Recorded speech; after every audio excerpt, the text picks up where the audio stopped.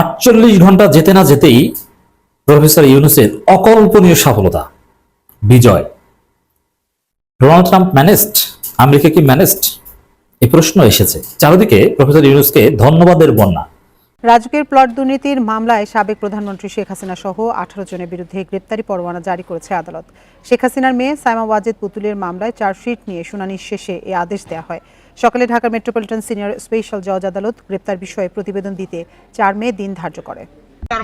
Hello, কোথায় ঘুমাইতেছেন? হ্যাঁ, জানেন না যে আমরা আসবো এখানে? ও, আপনি খুঁজো রাখেন নাই? আচ্ছা, ওই যে আপনার ড্যামের হয়েছে কেন? Rubber dam. হ্যাঁ, কয়দিন লাগবো শোনেন, নালে কিন্তু আপনারই কিন্তু রিপেয়ার করে দিব। প্রিয় দর্শক, আগামীর বাংলাদেশ কেমন দেখতে চা আমাদের তরুণ সমাজ। আশিক চৌধুরী পৃথিবীর বড় বড় শিল্পপতিদেরকে বাংলাদেশে এনে শিল্প উদ্যোক্তাদের সামনে প্রেজেন্টেশন করলেন 25 থেকে 35 সালের মধ্যে বাংলাদেশ কোথায় থেকে কোথায় গিয়ে দাঁড়াবে। প্রিয় দর্শক, সেই ধরনের তরুণরা আজকের বাংলাদেশে ধরে নিয়ে এসেছে ডক্টর মোহাম্মদ ইউনূস বিভিন্ন দেশ থেকে। আজকের আলাপের বিষয় হইতে পারে যে বিএনপির রাজনীতির মূল সংকটটা কোথায়। এটা আলাপ করাটা জরুরি হয়ে পড়ছে, কারণ অনেকে মনে করতেছেন যে বিএনপির সাথে কেন আমাদের দূরত্বটা বাড়ছে। আমরা অনেকেই যারা বিএনপির সাথে হাসিনা হটাও আন্দোলন করছি, তাদের সাথে বিএনপির একটা দৃশ্যমান দূরত্ব তো তৈরি হয়েছে। তার সংগত কারণও আছে, সেই কারণগুলো নানা সময় বলা হয়েছে, আবার আলাদা করে করার দরকার আছে বলে মনে করি না। কিন্তু বিএনপির সাথে এই সংকটটা কি হঠাৎ করে তৈরি হয়েছে? না, এই সংকট অনেক আগে থেকেই ছিল। সেজন্য হাসিনা হটানোর লড়াইয়ে সে নেতৃত্ব দিতে পারে নাই। বাংলাদেশের সবচেয়ে বড় রাজনৈতিক দল হওয়ার পরেও সে 2024-এর বিপ্লবের নেতৃত্ব দিতে পারে নাই। প্রিয় দর্শক, বাংলাদেশের বর্তমান রাজনৈতিক প্রেক্ষাপট বা রাজনৈতিক পরিস্থিতির উপর বিশ্লেষণ করে আপনাদের সামনে কিছু গুরুত্বপূর্ণ ভিডিও ফুটেজ নিয়ে হাজির হয়েছি। এমনকি দর্শক, আমি আশা করছি ভিডিওর শুরুটা দেখেই সবাই বুঝতে পেরেছেন আজকের নিউজটি কতটা গুরুত্বপূর্ণ। তো প্রিয় দর্শক, আমি আর বেশি কথা বাড়াতে চাই না, চলুন দেখে আসি আজকের সেই কাঙ্ক্ষিত ভিডিওগুলো। তবে তার আগে বলি, যারা এখনও চ্যানেলটি সাবস্ক্রাইব করেননি তারা সাবস্ক্রাইব করে পাশে থাকা বেল আইকনটি বাজিয়ে দিবেন, আর যারা ইতিমধ্যে সাবস্ক্রাইব করে রেখেছেন তাদেরকে অসংখ্য ধন্যবাদ। তো চলুন দর্শক, আমরা একটা লাইক দিয়ে ধারাবাহিকভাবে সকল ভিডিওর বিস্তারিত আলোচনা দেখে আসি।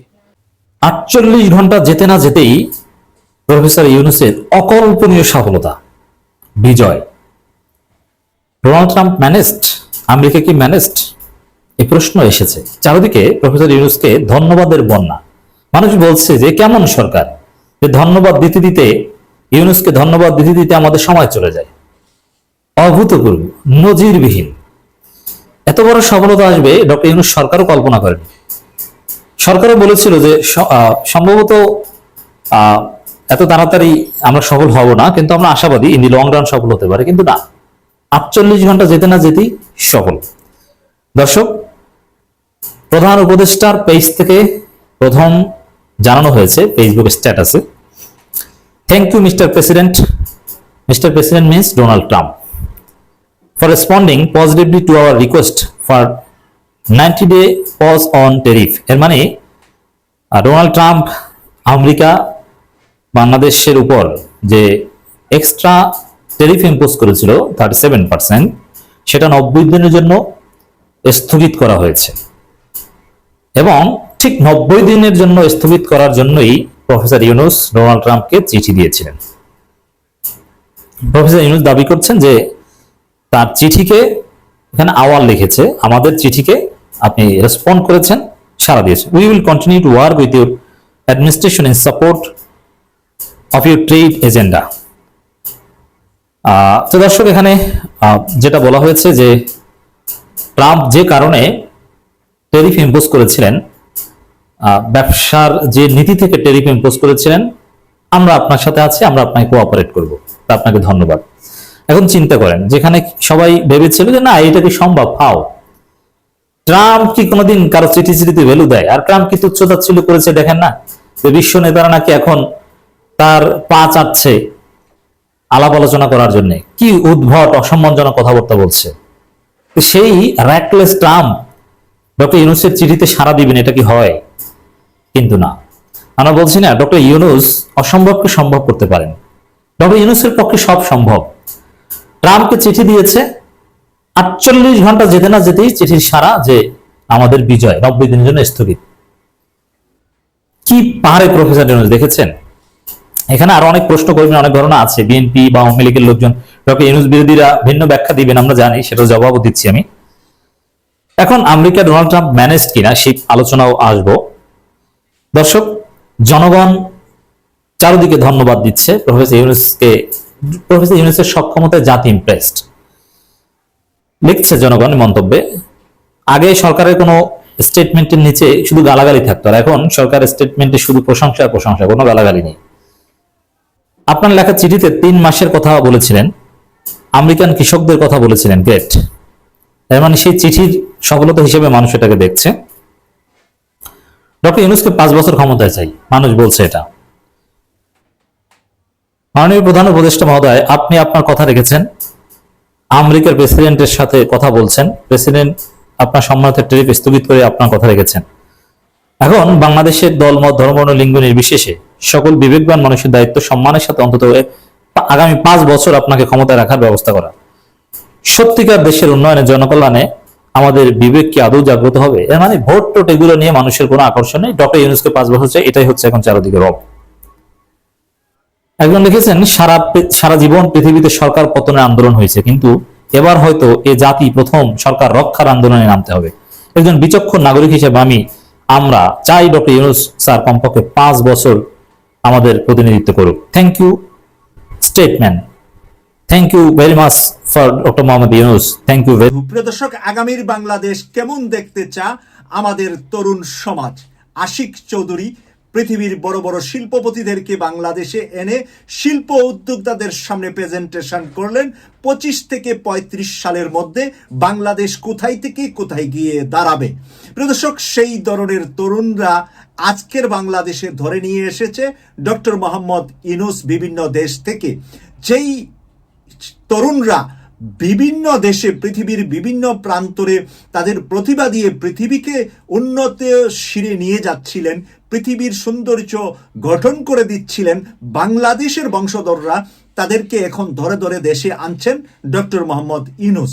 আর এই তাল আর এই সুর যেই রাজনৈতিক দলগুলা মিলাতে পারবে ডক্টর মোহাম্মদ ইউনূসের পরিকল্পনায়, এবং এই তরুণ যারা বাংলাদেশের পুরাতন চরিত্র পাল্টিয়ে নতুন চরিত্র নিয়ে যেতে পারে, সম্ভাবনাময় যে ব্যক্তিদেরকে ডক্টর মোহাম্মদ ইউনূস স্যার, খলিলুর রহমান সহ বিভিন্ন জনকে যে বিভিন্ন দেশ থেকে নিয়ে এসছে, তাদেরকে যদি মূল্যায়ন করতে পারে এবং তাদেরকে যদি সকলে মিলে রাষ্ট্র ক্ষমতা যেই আসুক, তাদেরকে যদি স্ব স্থানে, তাদেরকে যদি যোগ্যতম স্থানে প্রতিমন্ত্রী বা মন্ত্রী বা এই সমস্ত দায়িত্ব দিয়ে বিভিন্ন ডিপার্টমেন্টের চেয়ারম্যান করে যদি উন্নয়নের ধারা কেউ অব্যাহত রাখার চিন্তা পরিকল্পনা করে, সেই দলটা কি আগামীতে বাংলাদেশের তরুণ সমাজ পছন্দ করবে এবং সেই দলটা কি রাষ্ট্র ক্ষমতায় নেওয়ার জন্য চিন্তা করবে।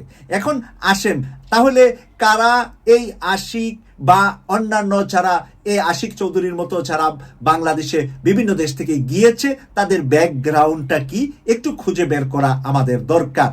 প্রিয় দর্শক, এখানে ব্যাকগ্রাউন্ড আমি বলে রাখি, বাংলাদেশ জাতীয়তাবাদী দল বিএনপি একটি বড় দল, সেই কারণে বিএনপির যে ছাত্র সংগঠন ছাত্রদলের আজকের নেতাদের মধ্য থেকে হয়তোবা আপনারা খুব একটা প্রতিভাবান সামনের সারিতে দেখছেন না, কিন্তু ভিতরের সারিতে কিন্তু বহু ছাত্রদলের মেধাবী ছেলেরা আছে, বুয়েটে বিভিন্ন জায়গায় পড়াশোনা করেছে, তারা আবার কেউ দেশে আছে, কেউ দেশের বাইরে গুরুত্বপূর্ণ স্থানে আছে।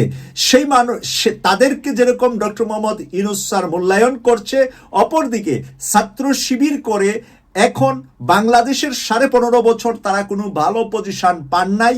শেখ হাসিনা তাদেরকে গবেষণা করতে, তাদেরকে কাজকর্ম করতে, তাদেরকে যোগ্যভাবে মূল্যায়ন না করার কারণে আমেরিকা, ইউরোপ, সিঙ্গাপুর সহ বিভিন্ন দেশে ওরা কিন্তু ভালো অবস্থানে আছে। ওখান থেকেও কিছু কিছু গোলকে কিন্তু পিক করে নিচ্ছেন ডক্টর মোহাম্মদ ইউনূস স্যার। আমি এজন্যই প্রত্যেকের ব্যাকগ্রাউন্ড খুলে খুলে বলছি না, আমি বেশ কয়েকজনের ব্যাকগ্রাউন্ড জানি। তারা কেউ ছাত্র শিবিরের উচ্চ মানের নেতৃত্বে ছিলেন। তারা বিদেশে গবেষণা করে বিদেশে তাদের ভালো অবস্থান হয়েছে, সেখান থেকে কয়েকজনকে ইতিমধ্যে doctor Mohammad Yunus sir pick করে বাংলাদেশে এনেছেন এবং বাংলাদেশের উন্নয়নের বড় বড় দায়িত্ব দিয়েছেন।